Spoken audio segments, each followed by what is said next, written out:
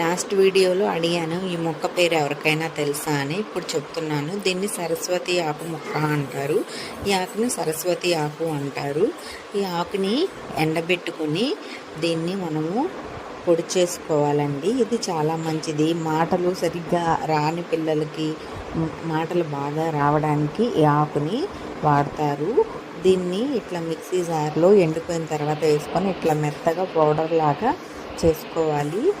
దీన్ని కొద్దిగా అంటే చిటికెడు ఈ పొడిని తీసుకొని ఒక హాఫ్ స్పూన్ నుంచి స్పూన్ వరకు తేనెలో రంగరించి అంటే బాగా మిక్స్ చేసుకొని పిల్లలకి పొద్దున్నే పరగడుపున కానీ టిఫిన్ చేసినాక కానీ పెట్టినట్లయితే నాలుక బాగా పలచగా అవుతుంది, బాగా మాట్లాడగలుగుతారు అని అంటారు పెద్దవారు. మీకు ఎవరికైనా ఉపయోగపడుతుంది అనుకుంటే తప్పకుండా యూస్ చేసి చూడండి. అలాగే ఎవరికైనా ఉపయోగపడుతుంది అనుకుంటే షేర్ చేయండి. వీడియో నచ్చితే లైక్ చేయండి. దీన్ని మనం ఒక ఎయిర్ టైట్ డబ్బాలో వేసుకుని స్టోర్ చేసుకుంటే దాదాపు ఒక 3 నెలల వరకు ఏమీ కాదు. Thank you for watching. Have a great day.